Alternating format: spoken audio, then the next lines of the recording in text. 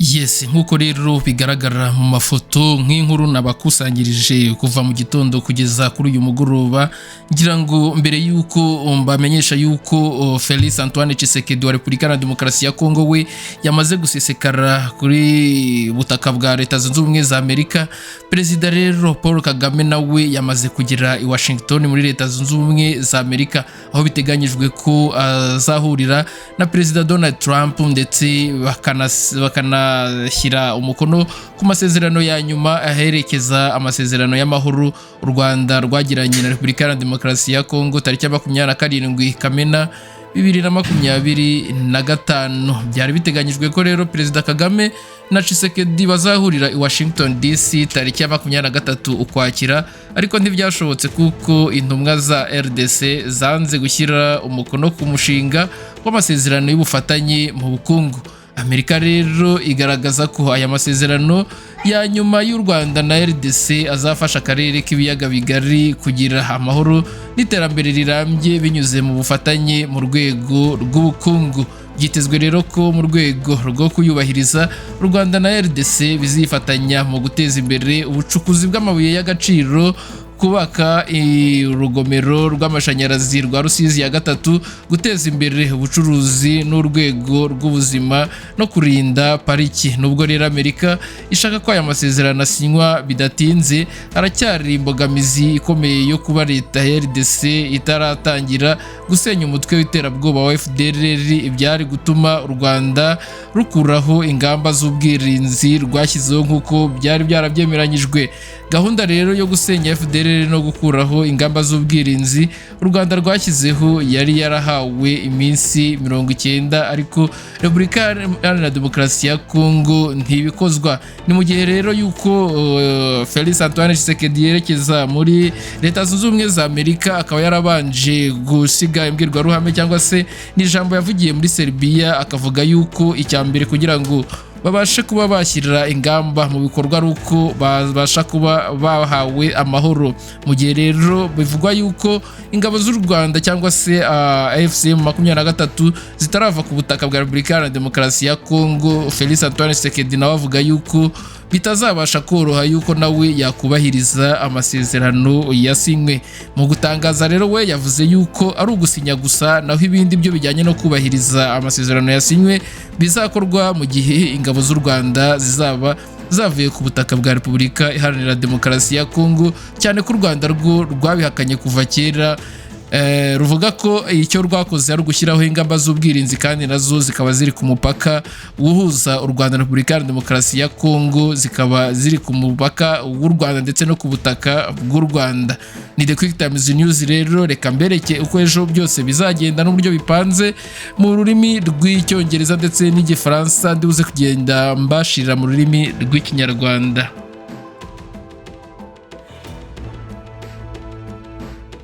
13h30 à Kinshasa. Madame et messieurs, bonjour et merci d'être avec nous dans cette livraison de l'actualité sur la télévision nationale congolaise, un journal qui part de Washington aux États-Unis et d'Amérique, où le président de la République, Félix Antoine Tshisekedi Tshilombo, va prendre part à la cérémonie de la signature de l'accord de paix entre la RDC et le Rwanda, destiné à mettre fin à la guerre dans la partie est de la République démocratique du Congo. Il va également répondre aux attentes de paix des populations de Goma, Bukavu, Rutshuru, Masisi et de toutes les localités martyrisées. Une rencontre tripartite est prévue ce jeudi 4 novembre 2025 à la Maison Blanche entre le président Trump et Félix Antoine Tshisekedi Tshilombo.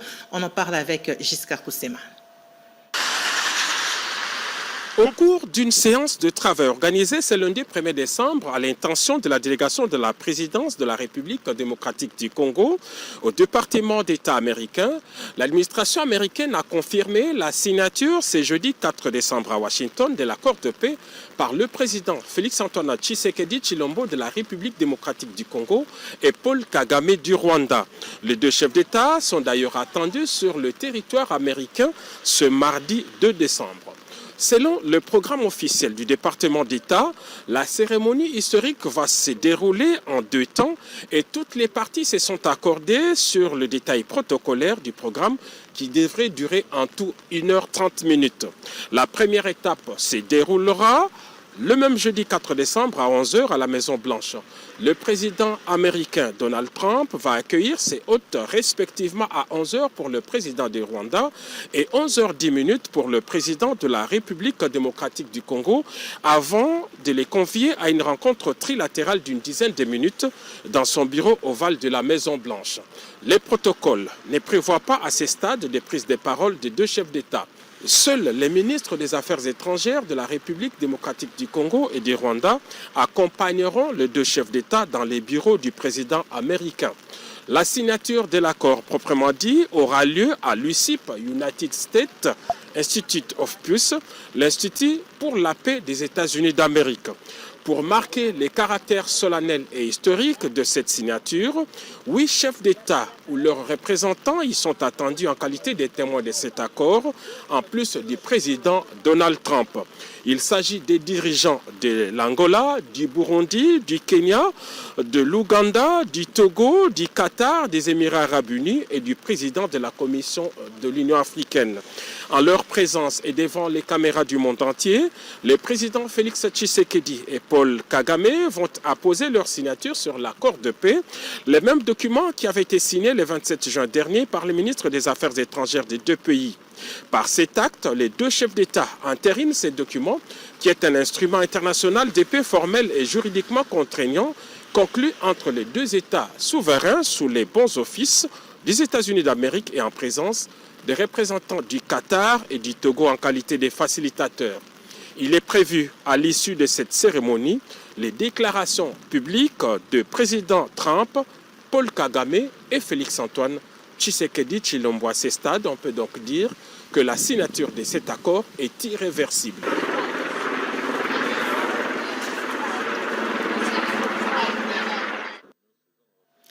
Arrivé tôt en début de la journée de ce mercredi à Washington, aux États-Unis d'Amérique, le chef de l'État Félix-Antoine Tshisekedi Tshilombo a répondu à l'invitation de son homologue américain Donald Trump. Le président de la République va participer à la signature, je vous le disais, de l'accord final de paix entre la République démocratique du Congo et le Rwanda. Kibabi Somoïsa.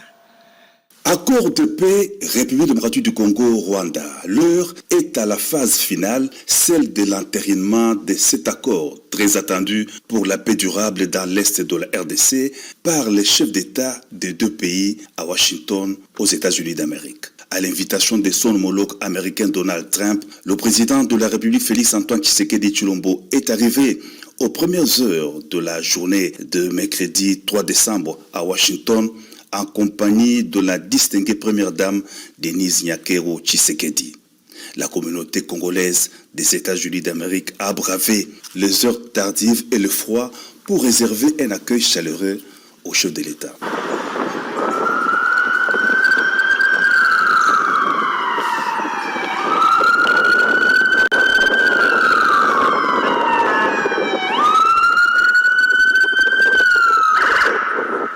Le programme officiel prévoit une rencontre tripartite des présidents Donald Trump, Félix-Antoine Tshisekedi Tshilombo et Paul Kagame ce jeudi 4 décembre.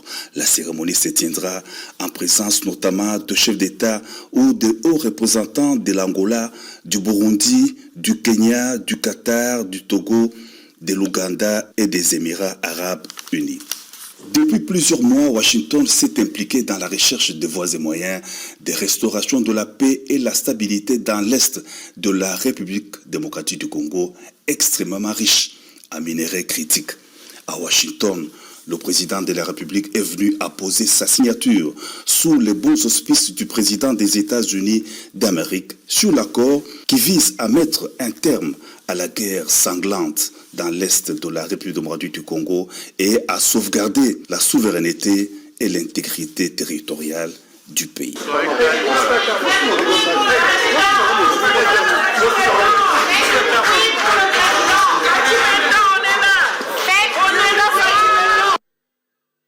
Revenons au pays pour parler encore sécurité. Cette fois-ci... icyo kiguye rwose gisasu abarundi bateye bagiteye ku musozi wa Ngomo harani muri Ngomo kuri amanda ugi Bukavu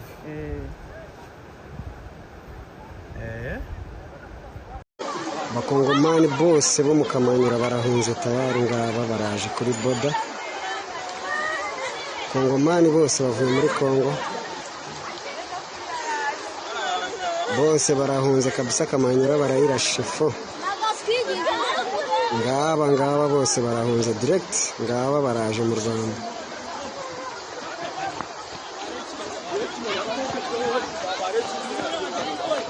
Kongo iratashe, ngaba bose baratasha Abakongomani.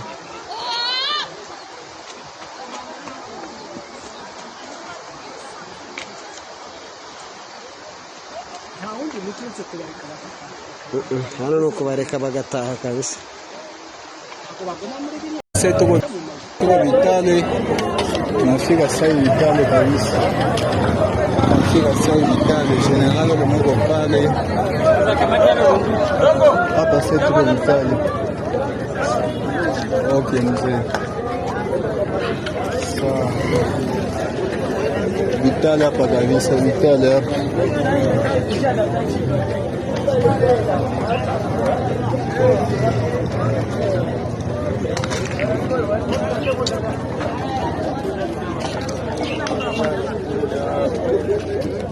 Mwendo kasi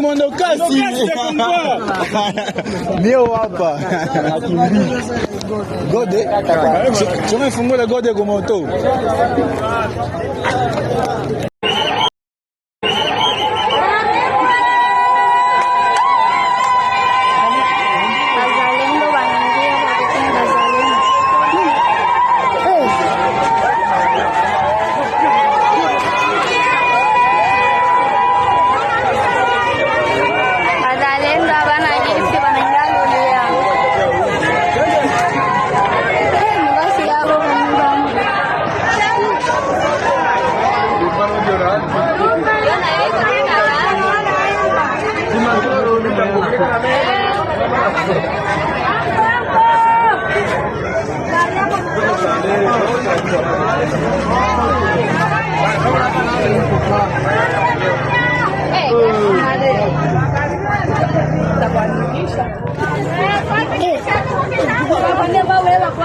Magari ndio balaa.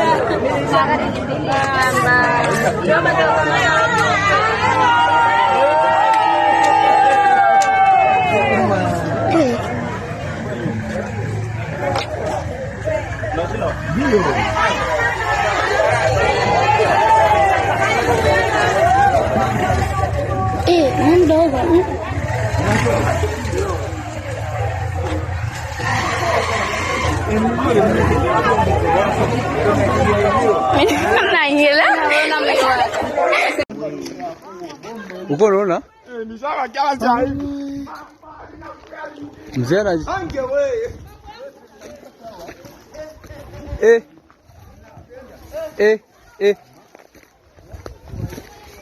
Akamwambia ni mambo Kamanyola twakufa ke.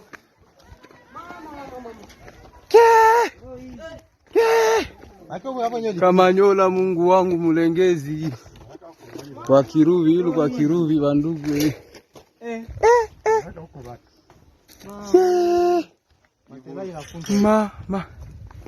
Matele lisagiwa kitanda yote. Oh yes. Hakuna watu wiko pule. Yo. Ekra ilipondekana yote. Yo. Achana vile vyote hakuna teve tatosha pale. Hakuna vitu vyote tatosha mwana. Na bora sio lidemia watu. Kwa nini ngambo hapa ndio libanioni. Yo. Ngali umchini na hapa. Vumbi nanikuta mpaka munyumba. Hakuna mtu humu, kaa uko nitingize. Vumbi nanikuta mpaka munyumba. Maana niko natoka tu hivi kushambure juu niende hivi. Hizi vuvu zilipona. Hizo vuvu zilipona. Hii bombe inapita watu. Inapiga hapa pembeni ya groupement. Pembeni ya groupement pembeni ya centre de santé Kabo. Na Kaboya. Inalumiza watu vraiment tunarikisha tu hospitali. Vraiment Kamanyola Bombe zinasumbua watu sana. Bombe zinaua watu sikie tu. Tukishafika kwa hospitali watu tunafika. Tunafanya madipanaje tu. Aviana walala hata mwingine bako ndio wanafanya tu madipanaje. Na sekurisme tu kusaidia watu wenyewe Kataloni. Vraiment population naishi. Kwa hospitali watu tunafika. Hospitali hapa.